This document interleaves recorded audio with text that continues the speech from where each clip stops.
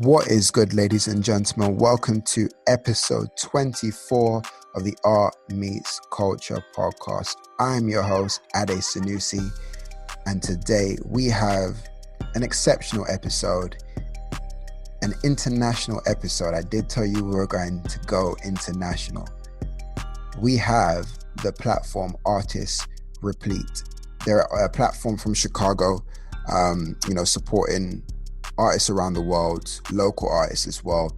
I managed to interview the founder, Matt, and also talk with one of his artists, Trip One, as well. Amazing guys. They, talk about their passions, why they're doing it, and the passion behind what they say. It speaks volumes, and I love that energy about, these guys. Artist Replete is definitely a platform to follow. So be sure to check those guys out. But yeah, welcome to another episode.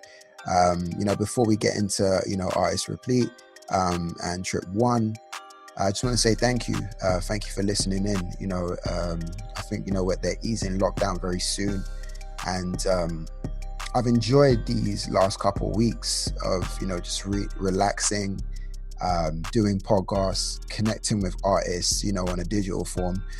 Usually, we would reach out and do shows upon shows, but, we decided to take a little break from shows just to refresh and actually just execute things around us and, build differently and not rush. We're always one to trend set and never follow. So it's great that, I have the opportunity to take time and take a step back and just learn new things, execute new skills and everything like that. Everything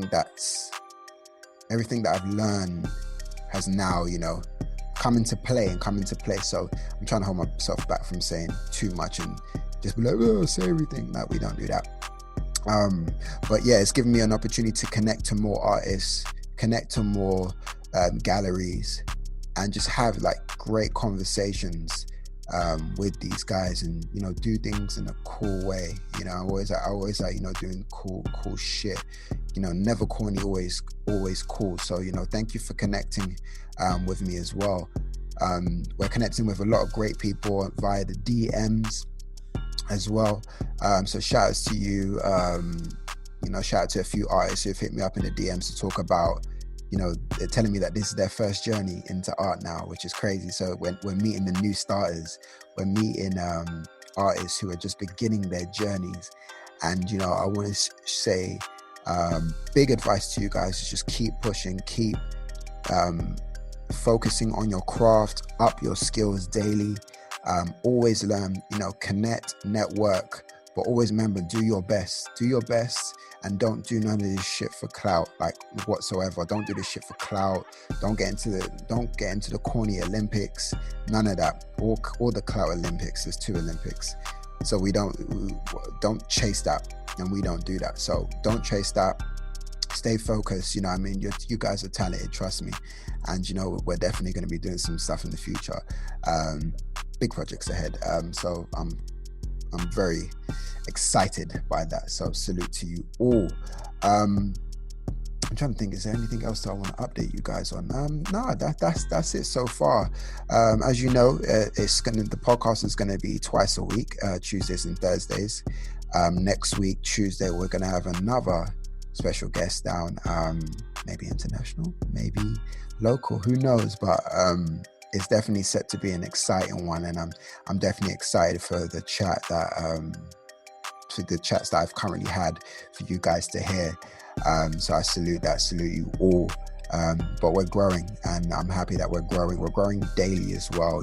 I see the Instagram, is picking up daily, and that's just energy. That's true energy.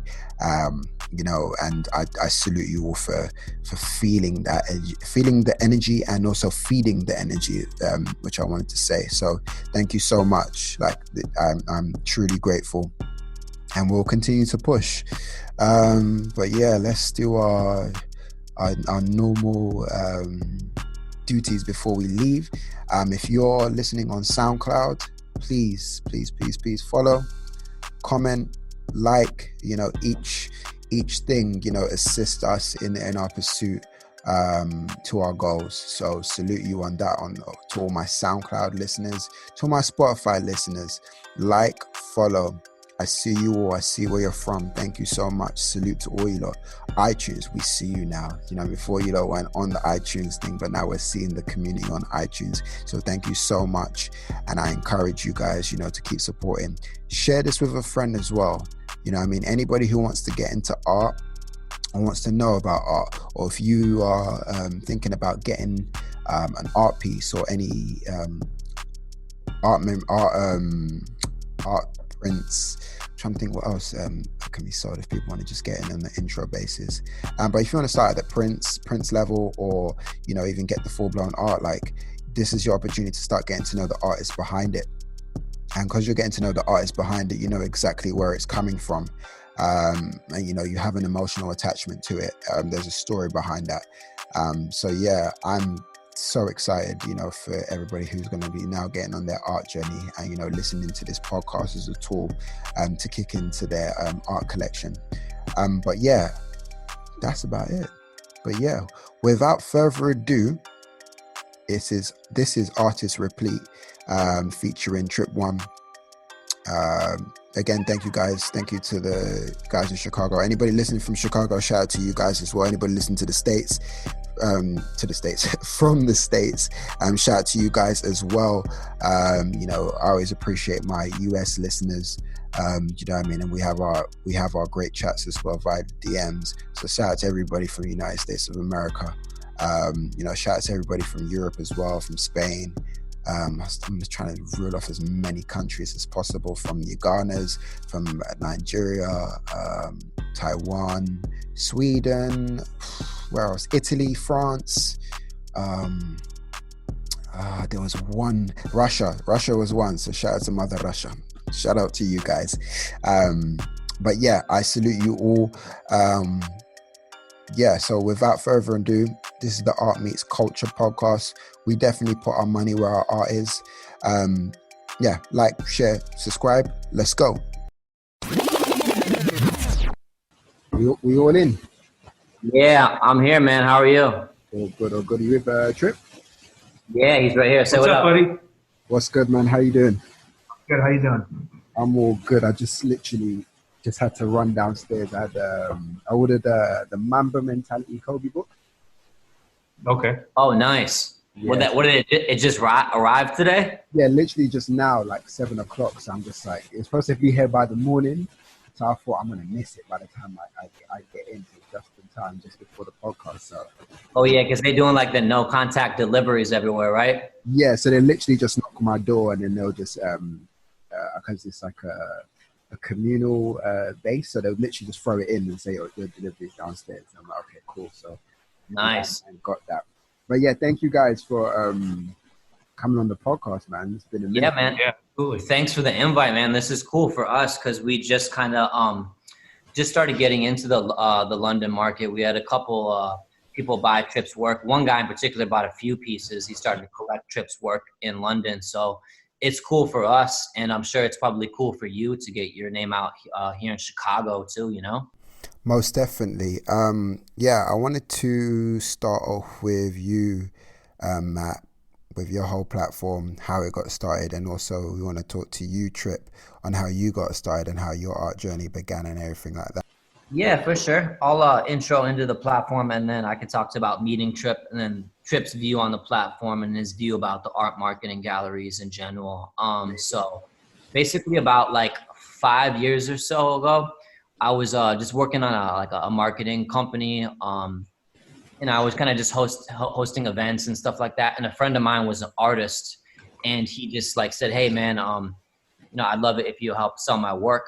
Like we can talk about commission and all that stuff." And I'm like, cool. I tried it out. I liked the feeling of it, and it just made me curious. So I looked up the how the art industry worked, and I was just surprised at how it all worked. And I was surprised that it kind of just has been stagnant as far as the galleries and the whole mentality goes, and no one has kind of just put their own like 2 cents into it. I mean, people have, but it's just overall, there's kind of a general rule of thumb in the art world. And I just wanted to just kind of make an impact on that and say, hey, you know, things don't need to be exactly this way. And I also took notes from a lot of artists and their opinions on how art galleries work and stuff like that before I made the platform. So it just started off with just selling for a friend. And then I started hitting up other artists that I liked their work. And then it kind of grew from there. So I didn't launch it online until 2017. I was just kind of just posting artwork on Instagram for fun, and then just kind of selling it and shipping it out from there.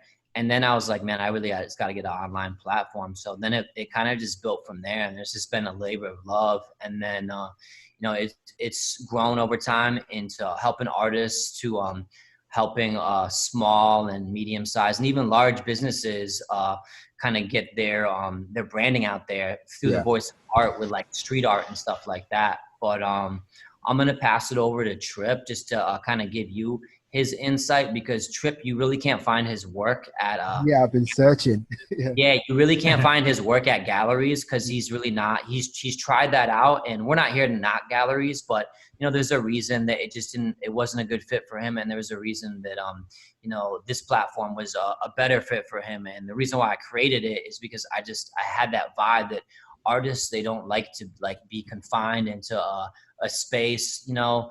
They don't want to have all these contracts, and they don't want to have these high percentage takeaways. Exactly, So, which is like a major thing that I've had discussion with artists in the past. It's like when they hear that you're taking like 50 or even 80%, I've heard. Man. Yeah, that's a lot. Yeah, it's crazy. So with mine, I'll usually take around 30%. And then when we'll do shows, I'll do maybe 40%, which is still a good amount. But what I'll do to offset that is sometimes I'll, you know, slightly up the price just so that they can make that. And then, you know, we do kind of like in-house kind of canvas printing and framing and all that stuff with a partner. So that will give them another means to, you know, that they don't have to kind of worry about. And, you know, they'll just sign prints as we sell them. And then that will be an additional means. So, so yeah, but I'm going to pass it over to Trip to kind of get him in here.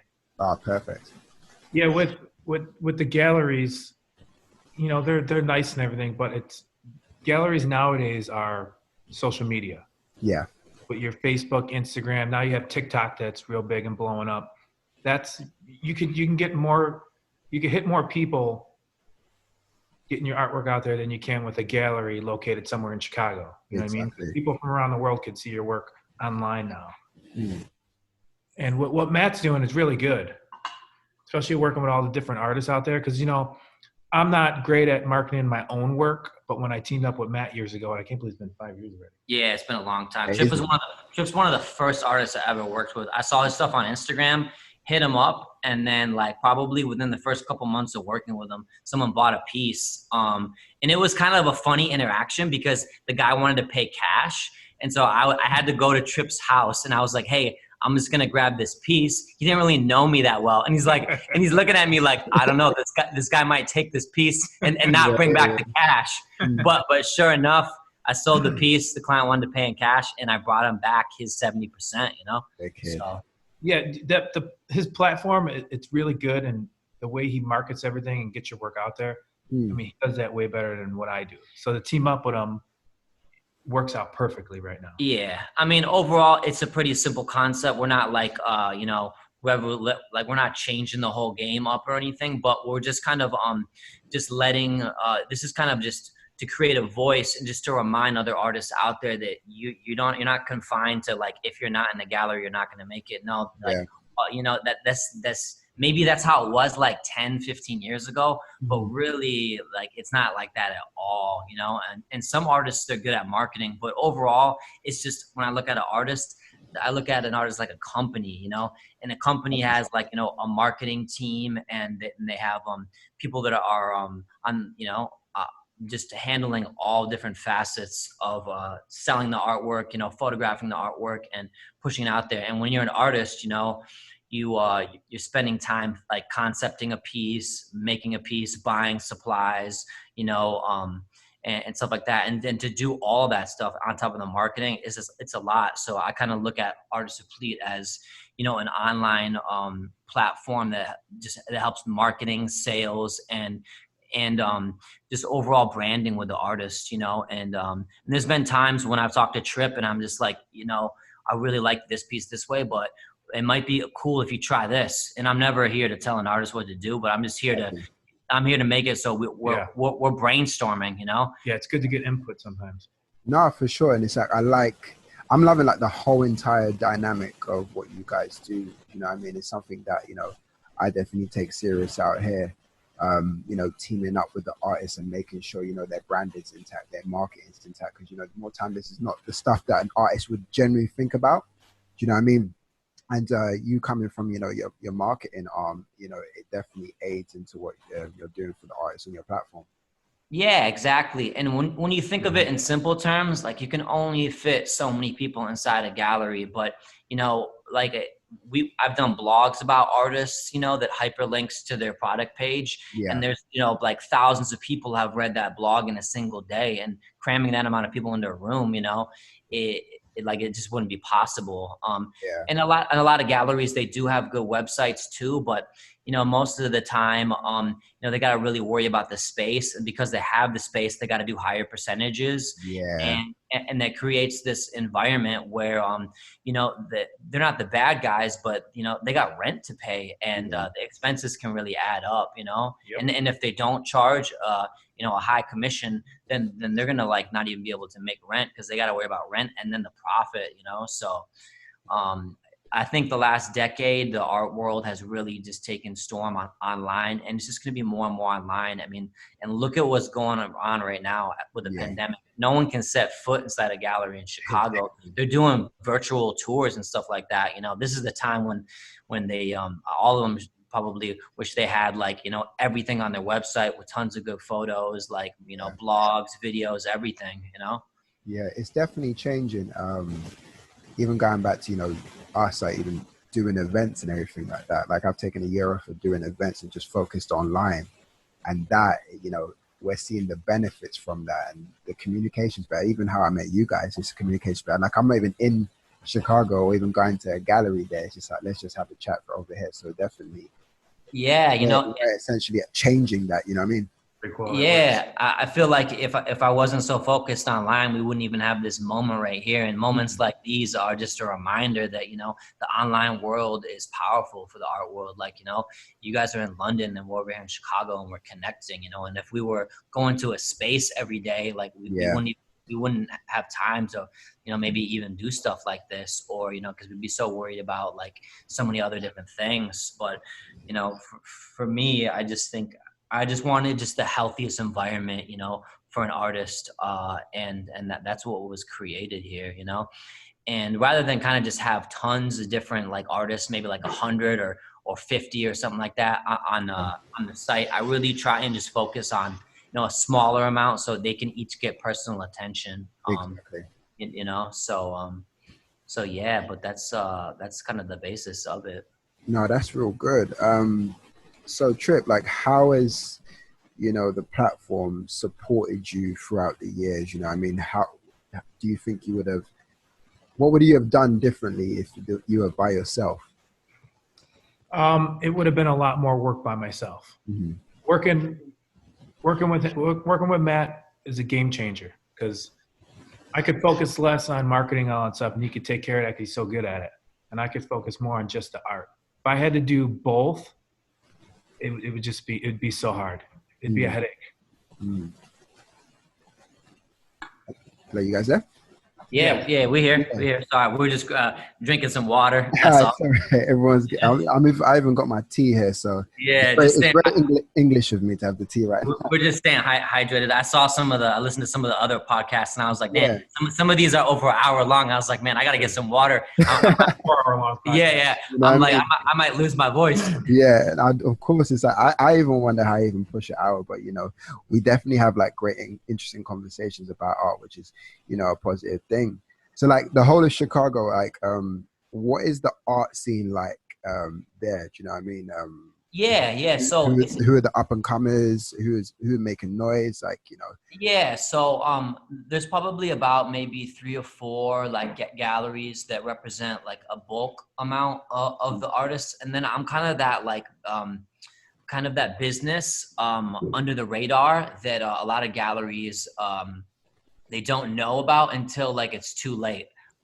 Which is a funny way to put it, but to get in detail, like I live in a neighborhood in Chicago called Pilsen, Mm, and there's a couple galleries located in this area, and they all do a good job, but they're focusing on their space. yeah, So when I moved over here to Pilsen, within the first year, I created one of the largest murals in the whole neighborhood, just because I was focusing on like the world around me rather than just yeah, like in a location.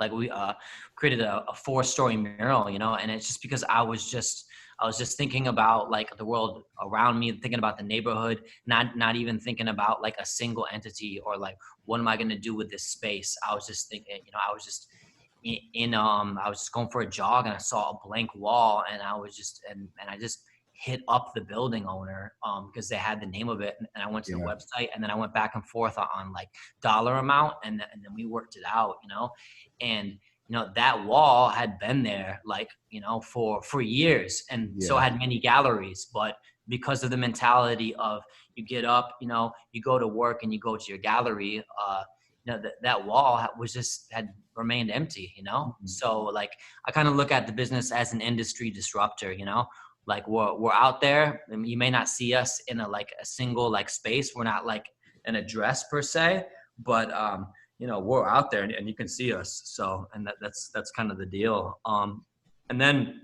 when we do events and things like that, rather than invite people to like a single location kind of over and over again, I'll try and do different pop-ups that I'll also highlight a business. Like for example, I took over an auto garage just because it had like a really like large industrial sort of feel. yeah, So street art could be shown there and artwork and stuff like that.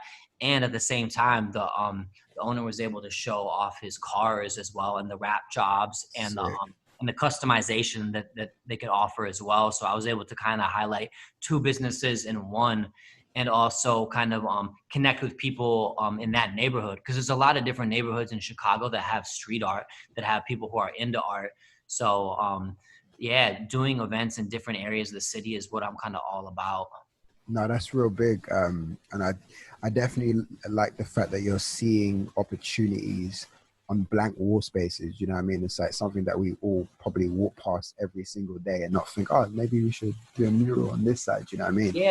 Yeah. And then I try and just think of what a mural is, or what street art is, like in the scheme of things, like more than just like, oh, it's an inspirational image, but like I look at it from a business sense, because if you're gonna want to try and earn a living as a street artist or an artist in general, you have to be able to give something back as well as receive something for art.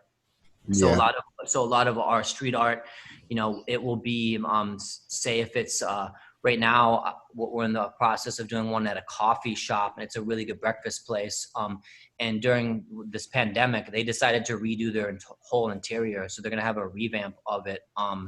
And we're doing kind of like this kind of one woman like sipping coffee. The artist I'm working with named Raul, who's really good. sick. Yeah, But that's basically, it's going to help that business with foot traffic. People are going to stop, and then we may even run like some sort of a campaign around taking a photo with the piece and checking in, stuff like that. yeah. No, And then we'll also drop like a blog, and we'll talk about the company. So when someone purchases art, a mural or street art from Artist Replete, they're not just getting like, some cool artwork. They're getting like a marketing package too. exactly. So, and we're pushing leads and customers to the business. So that's kind of the whole thing about it. No, that's sick. And you understand branding in terms of exactly what you guys want to do in terms of giving the customer experience and new buyers experience as well as that. So it's great that you're utilizing those spaces and partner up with those type of brands. Yeah. Yeah. So Trip, You don't Yeah. mind if I call you Trip because it's Trip One, but I'm trying to abbreviate It's all stuff. good. It's all good. Yeah. Yeah. So like I'm looking at your work. Phenomenal colors. You know, you look at definitely look at pop culture as a whole as well, and you know, utilize that in your art. What inspired you to create all these pieces? What inspired me? Yeah. That's a good question, man, because a lot of things inspire me. Mm. Man, I don't know exactly if there's a proper answer for that. Yeah, it could be loads of things, you know what I mean? I mean, a lot of those things are things that I like, and I Yeah. like to paint them. You know, I feel like what's on my mind, I'll paint it, and I try and do it in a new way. Yeah. It's crazy because Trip, out of all the artists I work with, Trip is a stencil artist. So a lot of artists, they think, oh, stencil artist, that's not really art. But then I see what he does, and I was like, man, if any of these artists try to do that, they'll like mess their hands up. And you know who also is a stencil artist? Banksy. You know, it's like, yes. So it's like people like trying to knock the stencil art. Like one of the number one guys, you know, right in your neighborhood, Exactly. it is a stencil artist. You know, they're taking paper, you know, like an X-Acto knife box cutter, and they're creating an image. You know, which really originally started in the streets because you only had a limited amount of time to kind of create that character and spray it. And then do it from there. But with Trip, he'll layer the stencils on layers. So it which I'm seeing, which is sick. Yeah, some of the pieces are like 8 layered stencils. Some are 6. Some are crude stencils like you would do in the street, which would be like 1 or 2 layers. You know, and then I can go in with a paintbrush and do all the fine little detailing work. Because some of them, you know, you would never know it's a stencil. It looks like a print. Yeah. You know, and all that stuff starts from a sketch. And then from that sketch, then I got to figure out how to make a stencil with all the layers, and all that stuff's hand cut. It takes hours. And then I'll go in, you know, and do everything because everything is all spray paint. Yeah. So it's very time consuming. No, I like it. It's, you know, so usually a lot of artists don't break down their technique because they're quite secretive about it. But you know, I'm happy that you know you got. You know what? That is very true. A lot of people are. Yeah. It's no secret. You could look up this stuff and see how to do the stencil or just freestyle random stuff. I don't know if a lot of artists would really want to though, because you know, when I wrote an article about Trip, I really wanted to just like kind of just see like kind of day in the life and what revolves around making stencils. And you know, most artists, their you know, their tools are like, you know, they got like different paint brushes, maybe different spray cans and stuff like that. And then I go to Trip's studio, he's got that stuff, but then he has all of these like knives, you know? And I'm like, this is part of his like, this is part of his tools. And when you're working with knives all the time, this guy's had nasty cuts. I mean, he doesn't really have it anymore. Oh man, I cut the tip of my thumb off. Yeah. Ooh, yeah, I got a photo. I should post it actually. No, please don't. What hard work is. Yeah. You know? So that's kind of, you know, that goes hand in hand with stencil art when you're learning. So it's like to the artists out there that ever want to get into that craft, you know, that's going to be kind of part of the process, you know? There's actually a lot of different ways to make stencils. I've actually seen online people doing a lot of different ways to do their stencils. I think I do mine different than most people. I don't know. From what I've seen, the way I do it, everyone else is doing a little different, but yeah, a few people do it in like similar ways because they go through like the basic knowledge of stuff, but then you have the artists who will have do like a cut. They'll have a specific custom way of doing things, and that's tailored to them. So you know what I mean? You sound like you have a custom way of doing things. So I believe. Yeah, I feel like mine's more time consuming. Yeah, for that particular craft too, in my opinion, it's not like you can go to like an art school for that. That's like a lot of that all originated in the streets and like, you know, from Blake Larat. I think he's a French artist, I believe. And he was like the innovator who like started the stencil movement. And, you know, like that all kind of was done through like trial and error, and there's no manual or book or studying like, you know, as a classical painter would go through, you know? So, for him, it just seems like it was all trial and error, if that's right, you know? Yeah. I mean, I pretty much had to figure it out on my own because at the time there was no one really out there showing you step by step how to do that stuff. So you kind of had to figure it out. Cause when I started, I was real young and I was a graffiti artist. And then I got away from the graffiti and I started doing more like pop art style and like abstract. And then I kind of do what I do now. Like if you scroll down my page, you'll see some really intricate stenciling work that I've Yeah, done. I'm seeing them Like, now. I use a box cutter. Yeah. I use a version of a box cutter. I don't even use like the little tiny X-Acto knives. I can't stand those. Those it's those like they're like pencils in it, and Yeah, they it like cramps up yeah, your hand, and I feel like those blades suck. So I was like, I need something stronger and something bigger that I can hold in my hand there to you get these go. real nice and everything. I think there's photos and stuff on there. Yeah, I've seen now. No, that's amazing. And I see the cuts. Is it the cuts? No, that was a tattoo. But yeah, I see the ones that you're using with the box cut, the yellow one. Yes, that's Yeah, it. so definitely that's I've had that amazing. same one for who knows how many years. There you go. You know what works for Yeah, you. it gets the job done, man. Do you Yeah. sharpen those things or? No, I buy these. I use these Japanese blades. Oh Jesus. They're Man. it's like a black blade, but they're sharper. Mm. And because Are they pretty sharp, they don't expensive? last long. No, they're not. I mean, they're a little more expensive than a regular blade you'd buy at like your home goods store. Yeah, because But my friend works in like a cutlery store, and yeah, they sell Japanese steel knives, and they're those are expensive. so expensive, and they cut so nice though. They cut Yes, these amazing. blades cut real nice, but because they're so sharp, Mm. they don't last as long. Mm. They kind of like wear out. I don't know how to explain that. Yeah. So, challenges. You guys have been in the art game for a minute. What challenges have you both faced in your career? Shoot, I'll let Trip go, and I bet some of his have to do with galleries and stuff. Challenges? What kind of challenges are you talking about? Just becoming successful. So, like, just build. I mean, building as an artist. You know, So politics, etc. All the everything you do is a challenge. Coming up yeah, with a piece is a challenge because sometimes it's hard to kind of figure out how to do it, you know. And then it's like coming up with a piece that, you know, people might like. What will get people's attention? What kind of piece can I do for that?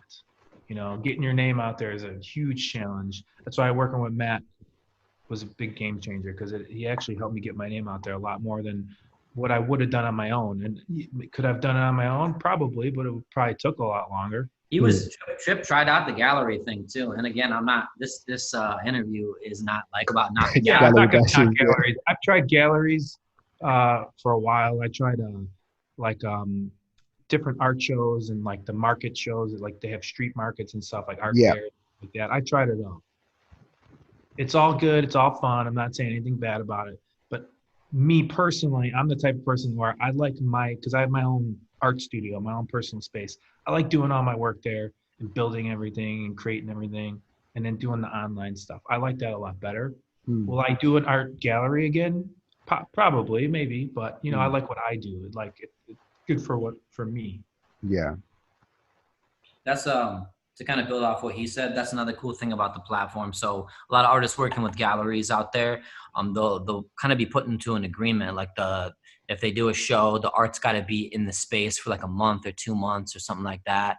I forgot about that. That's yeah. nice.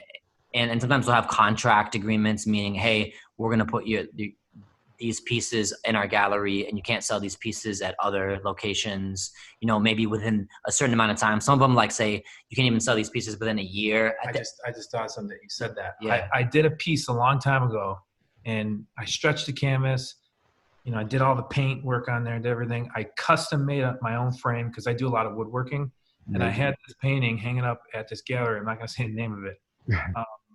Someone wanted to purchase it, but it couldn't be sold. Something about the painting had to stay in there for, it was almost 2 months. And the person did not want to wait. So I lost that sale because of that. And I never went back to that gallery because They wanted to buy through you. They would have bought through me. They would have bought through the gallery as well, but the gallery wouldn't let it out of there.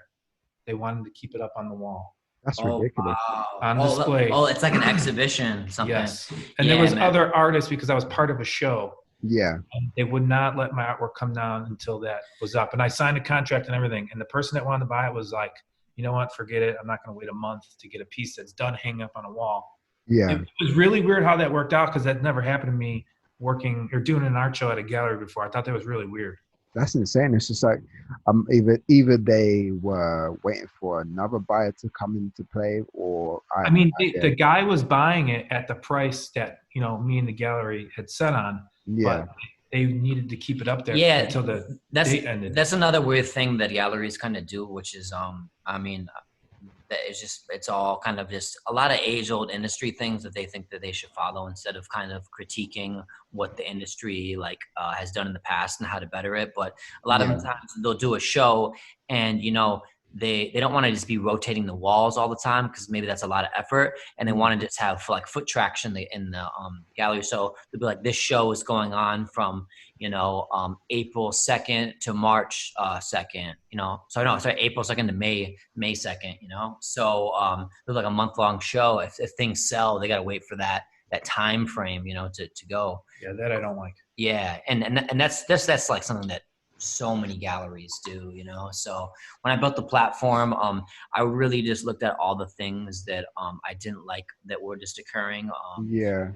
and I just tried to just overall, I watched actually a good amount of interviews with different artists, kind of big name artists, and Amazing.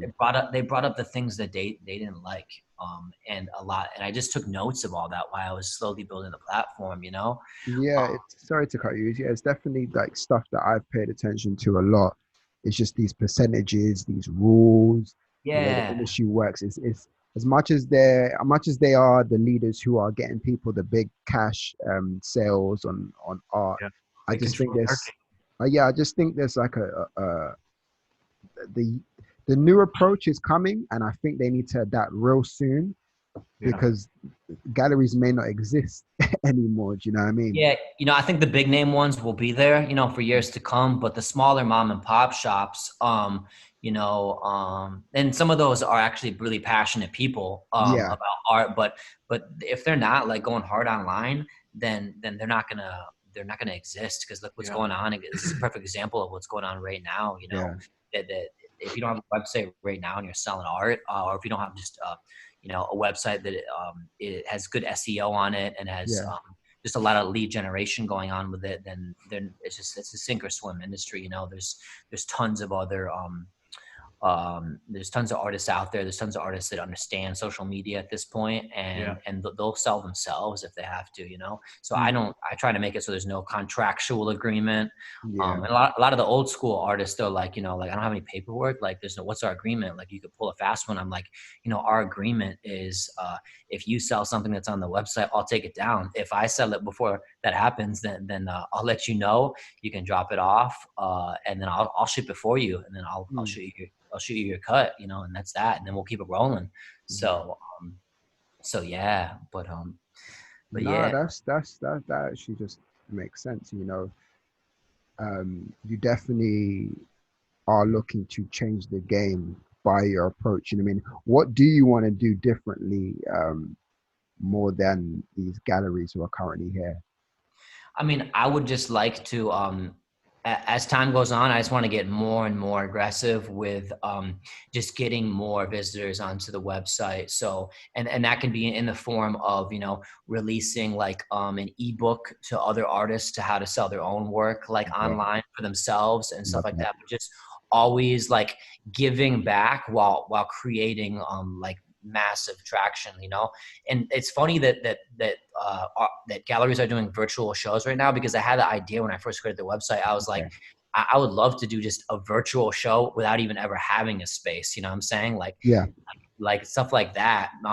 Because at the end of the day, it's great to affect a community, a neighborhood, and that's great. But that person that, say, is in some rural area but has a love for art, and has a level of success that they want to invest in art, yeah, where are they going to go? They're going to go online, exactly. and who's going to provide for them, who's going to inspire them, and that's, to me, what it's really about, is just impacting more and more and getting that name out more and more.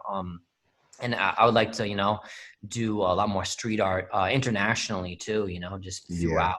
throughout everywhere, you know. That's the cool thing with artists who get really big into the street art world, is a lot of them, they just travel. That's all they do. They'll get a gig. It'll be a pretty high paying gigs, and then they'll just travel. They'll do a piece here, a piece there. They'll stay at a hotel or an Airbnb, then boom, they'll go to the next one. You know, that's a pretty cool life to have, you know. So but for me, I'm really passionate about the online world, about the marketing world. And I think, you know, a decade from now, you're going to just see the importance of it is just going to just keep going up Exactly. every year.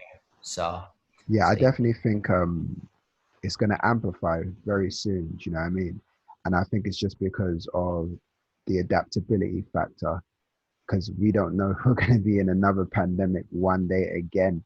Do you know what I mean? But Yeah, you never know. it's great to see that the like businesses like yours are able to adapt to these situations and still be fine. Do you know what I mean? Because you don't have the overhead cost of a gallery, of an office space, or anything Right, like we that. don't have to It's like, shut down.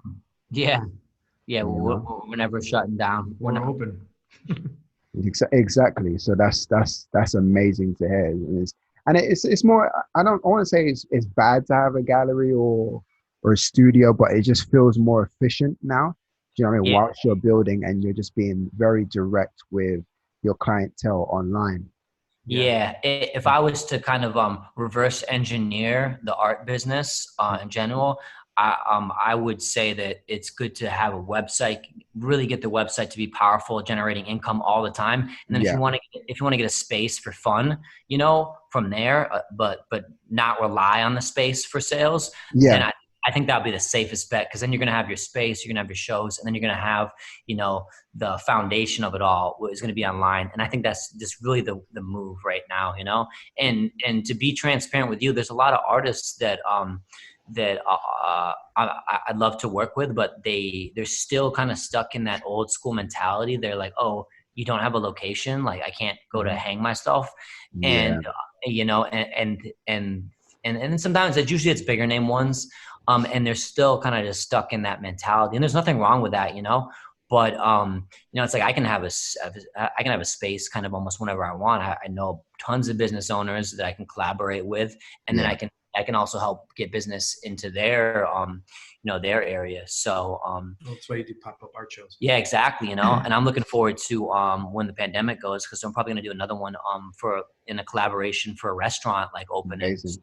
So I think that's just going to be a great thing to, you know, like show off a modernized restaurant, and then also show artwork too, and cocktails and the whole vibe. And to me, I'd rather attend something like that than just go to something where there's like, you know, just some white walls, kind of like squared, boxed in, and Yeah, the maybe typical stuff. yeah, and then maybe some, you know, some cans of beer or something like that. Not to knock a good can of beer, I love that stuff, but Yeah.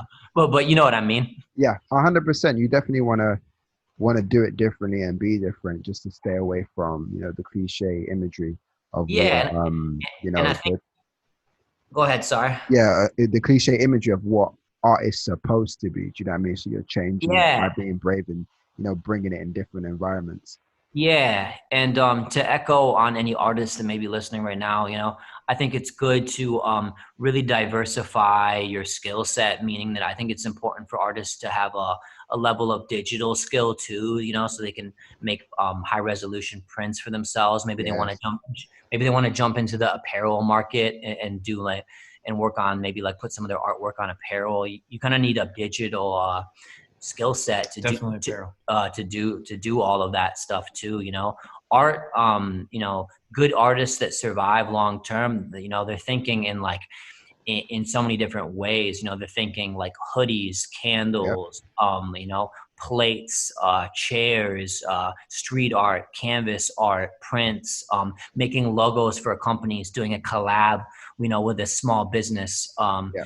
stuff like that. And if they're able to really push themselves to get all those different facets within their skill set, then they're going to last a long time. And I think the most important thing, the the most important thing of it all is just to love what you do, because, you know, the first like 5, 6, 7 years, you know, like you may have your wins, but you're going to have a lot of losses, Exactly. like through all that. And as long as you're just having fun, you know, then it'll last. And then you'll get to that point when you can really like survive off of what you're doing. And not, well, I don't mean survive like, oh, I can pay my rent with my stuff. Like, I mean, like you're eating good, like you're living Yeah. life, you know? So, Yeah. and I think that's the goal that everyone wants to be at, you know, not necessarily a monetary one, but one of freedom. Yeah, no, definitely that makes sense. In terms of like artists, what do you look for in an artist before, you know, thinking of, you know, putting them on your platform? Do you know what I mean? What did you see in Trip? Yeah. So that one's kind of hard to describe. Mm. You know what, I can tell you my thought process versus a gallery's. Yeah. And there's similarities and there's differences too. I don't necessarily care if like an artist has like, you know, 30,000 followers on Instagram as Yeah. opposed to 500 followers or something like that. Um, if they have good work, they're dedicated and they're easy to work with, meaning that they're not in this environment that they created for themselves, where if they're not selling stuff immediately, then they're freaking out, you know, then it's good. I like artists. The ideal artists to me are ones that are just like, you know, constantly interested in producing more and more work. Because when you're an artist, you're going to be like produce maybe, I don't know, 3, 4, 5 pieces. And then some artists will just sit on those, you know, but that's not really the mentality. You need to just create more and more. And even if you're sitting on a ton, you know, like, as long as you're continuing to create, that every single photo is another step towards you, you know, you getting that sale, you know? Yeah. So I look for artists that are hungry. I focus on emerging artists because to me, it's a lot more exciting to really like climb the ladder together, Exactly. rather than just already like represent someone who's already went through the hardships of it all, you know? Like I like to go through the hardships with the artists together, you know? I Yeah. think one of the funniest stories, I mean, it's funny, but it's also kind of like, I guess touching in a way too, is last year over the summer, I did this, I curated this mural with an artist, and it was a glass mural. It was like on glass. It was a cool project. And the art, it was a pretty good payoff. Not gonna say dollar amount, but you know, it was a good payoff. And we're driving like back from the gig, and the artist like basically his like tire pops, and I'm like, oh, okay, no big deal. And that's his like spare tire. Like he's been driving on his spare tire for like months. So and then he just got this check, you know, that is like totally gonna just like get him a new tire, you know, like rent is good, like everything is good now.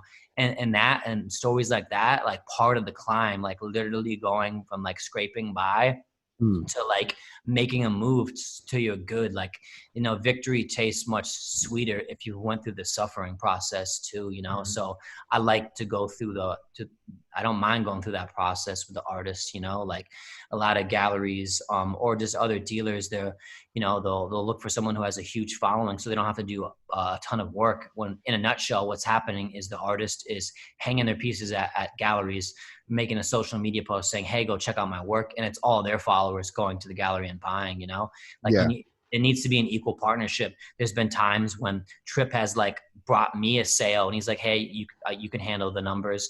And there's been many times when I'm like, hey, Trip, man, I just got a custom job. They're going to pay up front for this. So, and it's funny about, when was that London sale for the, Huey, Dewey and Louie one? Yeah. That was like a couple months ago. Like 2 months ago. Yeah, so right before all this happened. Yeah, so right before all this happened, we actually shipped a piece to London, and the guy like commissioned it, and he was really cool. And it's his second Trip One piece, but you know, it was cool to get connected with someone who just found us online and then hit us up and was like, hey, I want to commission a piece. And I'm like, how'd you find us? And he was like, man, I was just searching around for different artwork, and then your site popped up online. And then I saw your social media, you know, and like never even really like, I've been to London, but I was never really selling art at the time. I've been to London maybe when I was like maybe 18 or 20 years Which old. part did you go to? Man, I honestly don't know because I was visiting a friend who had an apartment, but it was kind of this like the downtown area. We saw stuff like they had slang terms for some of the buildings, like the walkie-talkie building. Oh yeah, I know that. Yeah. So we went to like those areas and stuff like that, and he lived like not too far away from all that stuff, but Okay. but it was but it's cool to just be able to connect people like that far, and make some custom for them. And it just shows that, like, there's got to be so many galleries like in London, so many. Oh, there's so many. But this guy wasn't interested in walking around and going to every single one of them. He was a busy person. He's got a busy life. So he hit us up, all of his choices that he could have had, he hit us up, and it just goes to show, like the convenience. People are looking for convenience these days. We don't really flag a taxi like we used to. We use an app. We use an app. We just hit our phones.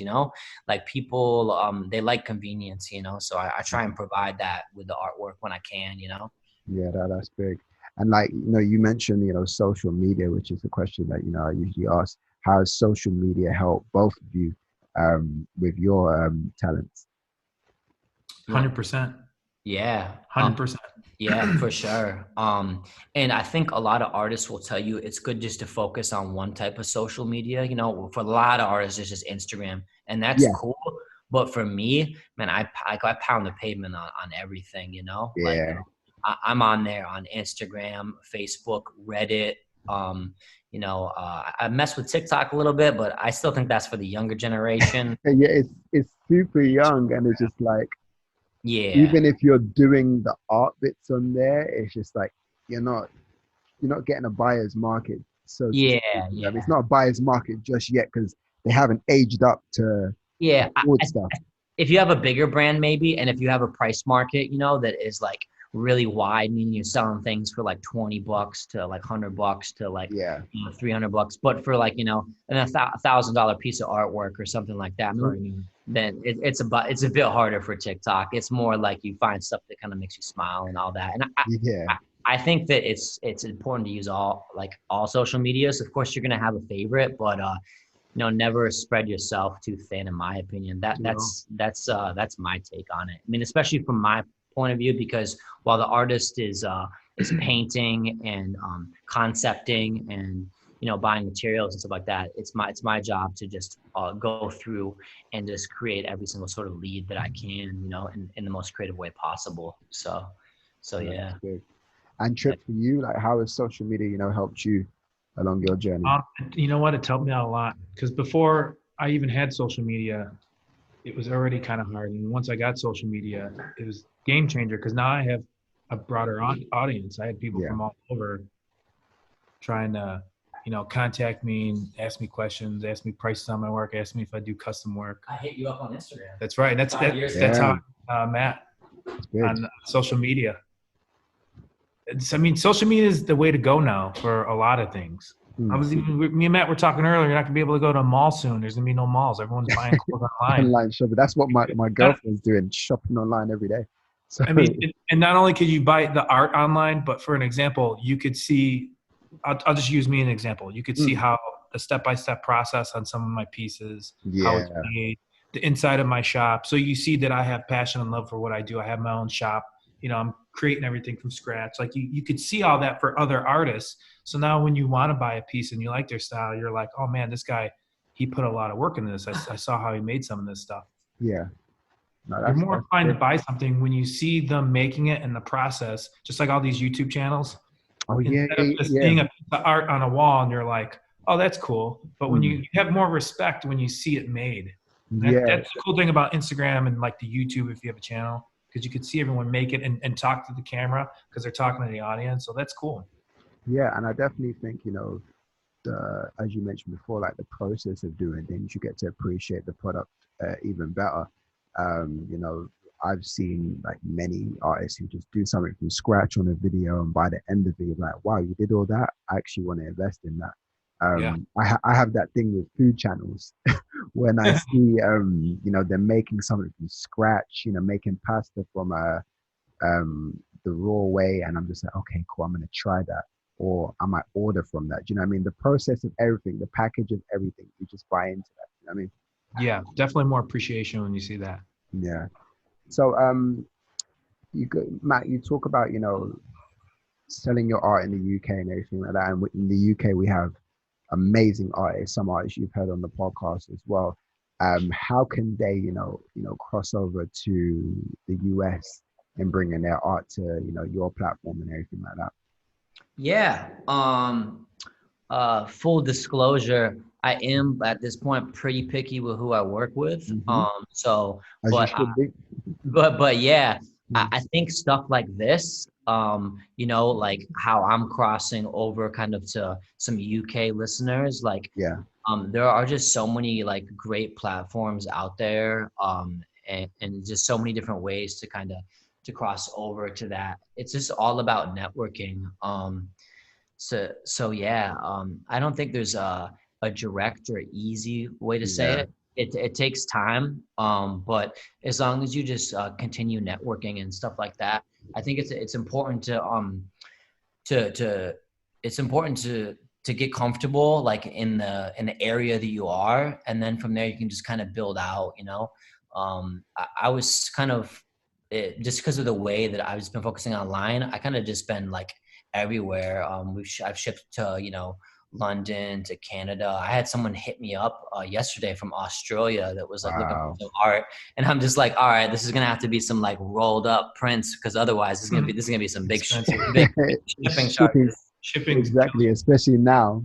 So yeah, but I think as long as you have lots of content, and you're just networking, then it's good. Like there's a lot of if an artist is looking for a particular city or something like that, like Yeah.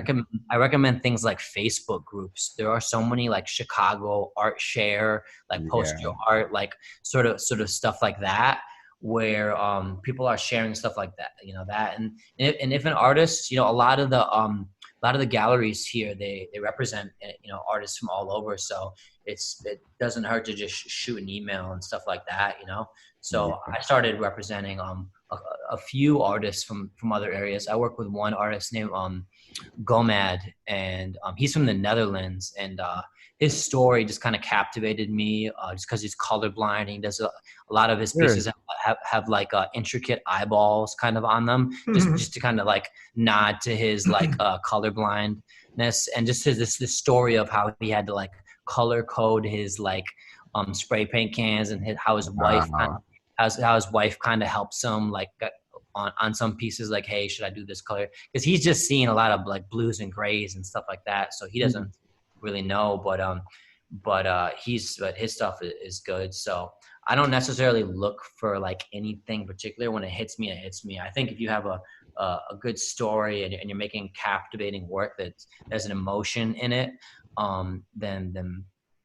then yeah, then that's it. And there's a lot of artists out there that make work that already kind of exists to a certain degree. And Mm. I want to say that there's nothing wrong with that. If you're adding to that style in a certain way, then that's great. Like, for example, Chip has some pieces that are kind of like Mike Mozart, which is a really good artist, but that artist actually hit me up and was like, hey, I really like this guy's stuff. He's taken this kind of pop art, kind of cartoony style, and he's brought it to a new dimension, and I respect that and I love that. So Yeah, it's a nice dude. yeah, so yeah. No, that's powerful, man. That's definitely powerful.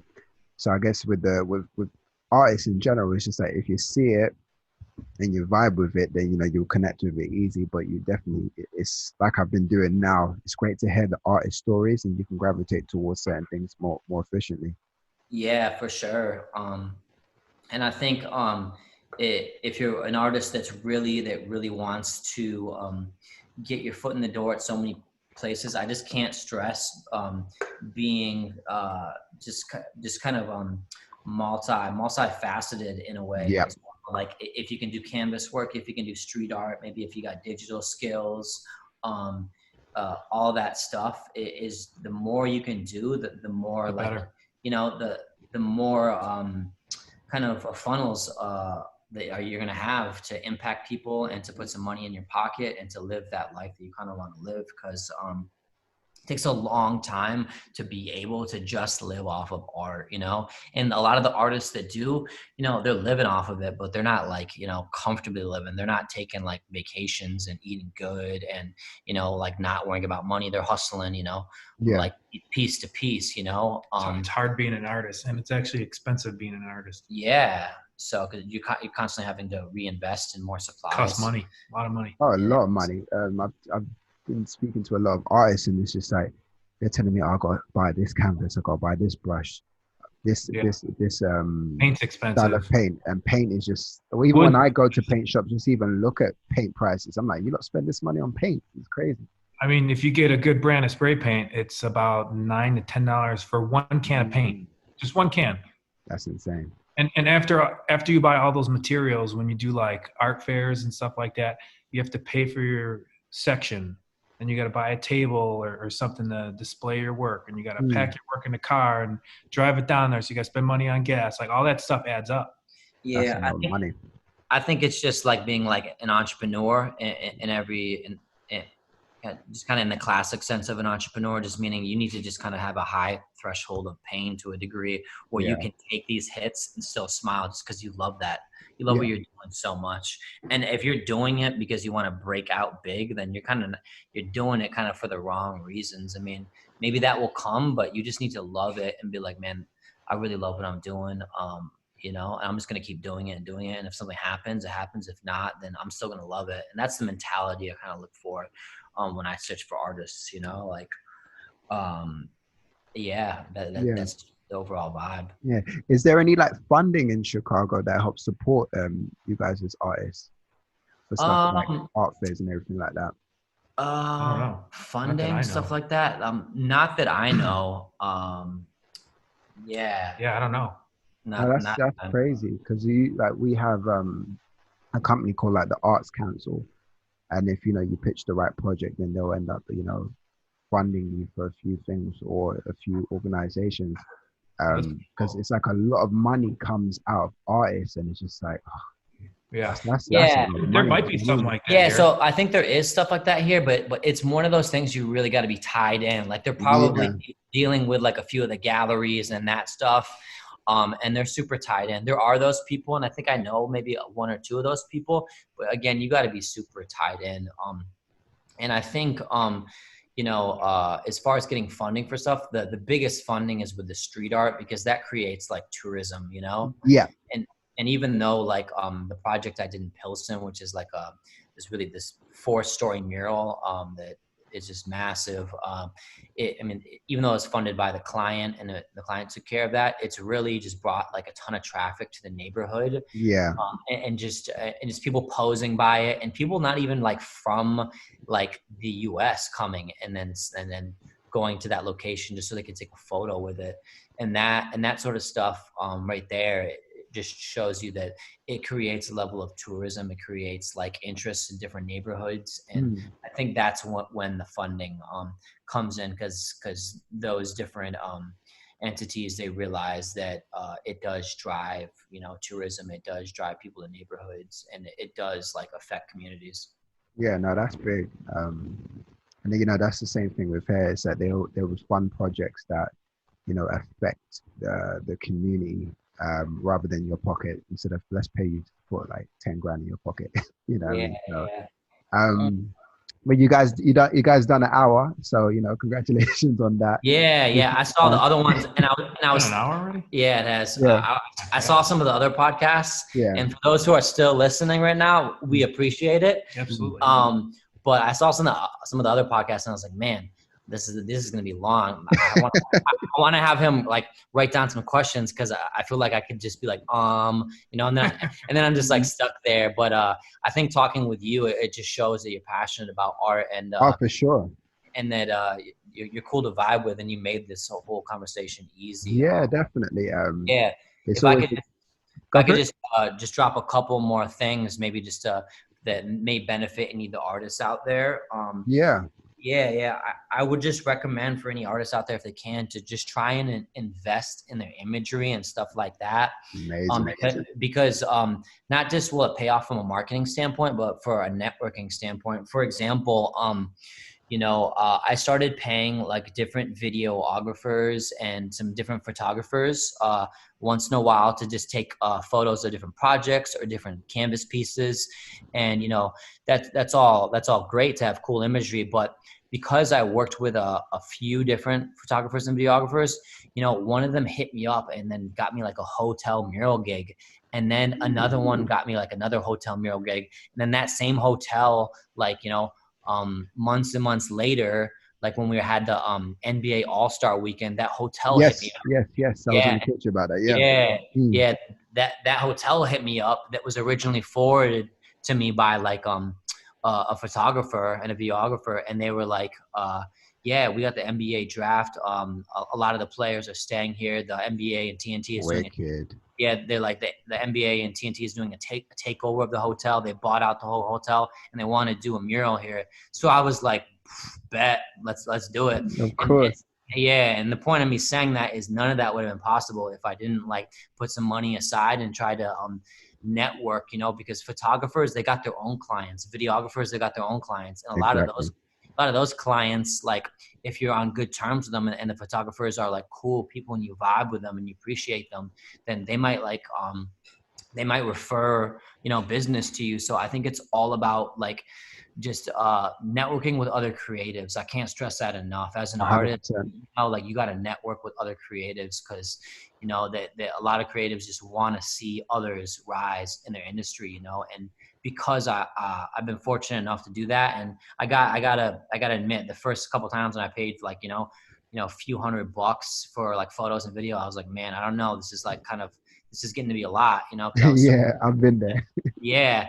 But then when the larger gigs came back, because of that, I really appreciated that. So I just wanted to add that in there because a lot of artists, they do good jobs. They take photos, camera photos and all that stuff, but not besides networking with other artists, or maybe like a gallery people or maybe some clients, that's like all they kind of talk to. So I think it's important to talk to people in like the marketing, visual world, networking with them, because those are the people that could really also help you out like in the long run. And that's what's been a big factor in my business. No, for sure. And it's like, I've seen the content you guys produce with the murals and everything like that. Like the videography is just amazing. And I'm subscribed to your YouTube channel. So I'm definitely, seeing the stuff that you're producing. You just finished off by giving that key piece of advice to artists. For both of you, you as a platform, what advice would you give to artists who are coming up? And Trip, as an artist, what advice would you give to artists coming up in the game, following your path? If I was going to give any advice to an artist, like Matt said, number one key is network. Network, meet people, do stuff. Other than that, I would say try our platform, try an art gallery, try a art fair, try all of it, see what works best for you. Other than that, keep creating. You can't stop creating. You have to create all the time. And if you have your IG account, post. Just keep posting. Yeah. Keep posting. You can't stop. You can't take a break. You just got to keep going. It's a grind. Yeah, and then try and invest in quality. If you can, like, there are so many different artists out there, and there's so many different styles, and there's so many different photos out there. But if you can take that extra time to get that angle and invest in quality imagery, that will help. And the most successful artists that I've seen, to be honest, they have mentors. And how do you get a mentor? You just got to ask, and you just got to provide value. Some of the more successful artists I've seen, they interned with artists. The artists had like a mural they were doing. They organized their spray paint cans. They helped the artists set up their station. They put down tarps. Like all those little things.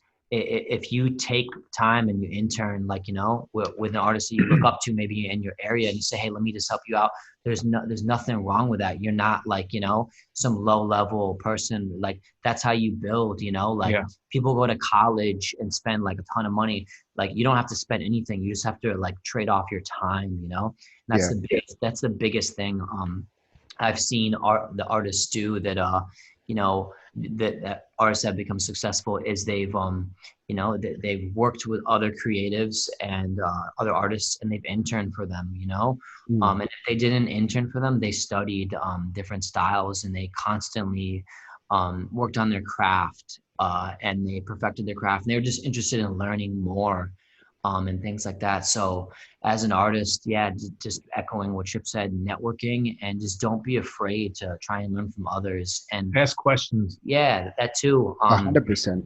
If you can't get to an artist to meet them in person, message them on Instagram. I have people message me and ask me my process, or what kind of paint I use, or how do I make my stencils, or what kind of paper I use, or something.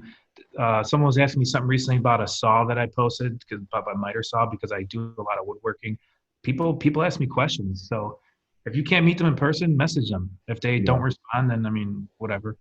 I'm sure you know someone who knows someone, because that's how this world works usually. Yes. You always see it in mutual friends. Yeah, exactly. And I think it's important to have just a general love for art. You know, like I see a lot of other artists just go to art shows just because they like them, that they want to go there. They want to, let's congratulate the artist, say, hey, great work, you know. And when you're there, I mean, guess what? You're going to be surrounded by some clients. You're going to see who's selling. You know, you don't got to poach clients at the gallery, because who knows, maybe the gallery will kick you out. But but you just put yourself in that environment. So, you know, if you're constantly just networking and focusing on your quality and your craft, and you're generally being a good person, no ego, no nothing like that, then you'll go far. I think the ones that have the egos, I think the ones that think really highly of themselves, like they may do good at some aspects, but in the end, they're just going to fall short, you know? Exactly. Yeah. So, I agree with that. No, that's big, man. Yes, sir. Be humble. That's what most people want. Be humble. Yeah, humility is definitely a big thing that goes unnoticed, especially in this Instagram-led era. Do you know what I mean? If they let everything get to their heads, the numbers and everything like that, the humility might not even be there. Yeah, some of that stuff is funny to me. Just to see, you know, artists that, like, you know, massive followings, and then you kind of just go to their page, and, you know, all they offer maybe is like, you know, some $100 print, and there's nothing wrong with that, because it's not all about like a dollar figure. But you know, I think we live in an era where some things like that really matter to buyers, but in the scheme of things, it doesn't. So if you're an artist just worrying about like, oh man, I gotta get my Instagram numbers up, like don't think that's gonna like be the telltale sign of your success. That will help, but that's not gonna equal success. Like, there's so many other things. Like, maybe you're not fit for Instagram, maybe you're better on Facebook, maybe like you know, you're good at email marketing, you know, maybe like some other things. There's a lot of artists that do super well who aren't like crazy on Instagram. It's definitely a helpful platform though, you know, if you can focus on content and stuff like that. So, but with that said, man, I appreciate you taking time. Yes, man. The London connection. Appreciate sure. Yeah, absolutely, man. Really nice. For sure, definitely. I'm because I know I'm going to be heading to New York soon. Hopefully this side of the year. And definitely, you know, I'm looking to do a bit of a tour of the US, and Chicago is definitely a city that I'm going to come to Chicago. Come visit. Yeah, you definitely got to come through, man. We will show you around.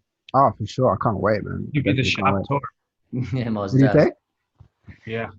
Oh, he's saying he'll give you the tour of his shop and all that stuff. Oh, bro, I'm down. Like, travel is like essential for me. You know what I mean? Especially now on this journey with the platform. It's just, look, let's start talking to artists worldwide. You know what I mean? And just bringing a different angle to the art scene. Because, you know, I definitely think that there are platforms that, you know, speak to artists, but it comes from, you know, the snobby side of art. We want, you know, the gritty, see what's really going on out here. So that's we want to put that on the map for us. Yeah, for sure. Yeah. Where can everybody find you? Socials?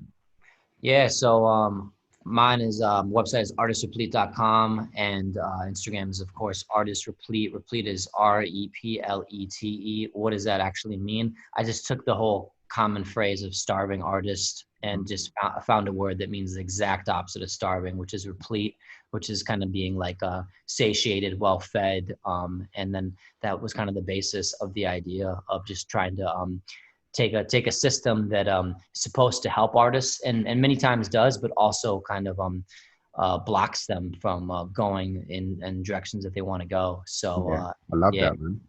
Yes, sir. And then I'm on Instagram at 372trip, or you could just type in trip1. It'll still show up. You'll see all my work on there. That's his mysterious number, the 37. That's my number. If you look through my page, that number is on every single piece of artwork I've ever done. Yeah, I'm seeing just it. a personal number I've been using since I was a kid. No one knows the meaning behind it. I don't even know if you know the meaning behind it. It's like a secret handshake. But when people see my artwork in person, and they don't know me, know who I am, they'll actually come up to me and ask me, "Hey, what's that number?" And then that'll spark up a conversation, and I could talk to them about the art and whatnot. Do you tell them what the number means? Nope, nobody knows. I don't know to this day, and I've been working with this guy for 5 years. We're talking to you right now, and he's got a hat on, and the hat says 372 on it. And I'm like, should I look up this area code or what? You know what's so funny? It's like years to come, like centuries, someone's going to find your artwork and see that number. They're going to make up the meaning for you and say it means this. And you'd be like, nope, still doesn't mean that from the grave. You know what I mean? That's very true. Probably, very man. True. Probably. All right, guys, man. Definitely appreciate this one, man. Appreciate you, man. Appreciate you, man. We look forward to talking to you and staying in touch. Yes, for sure. All right, guys. All right, man. Take it easy. Care. Bye.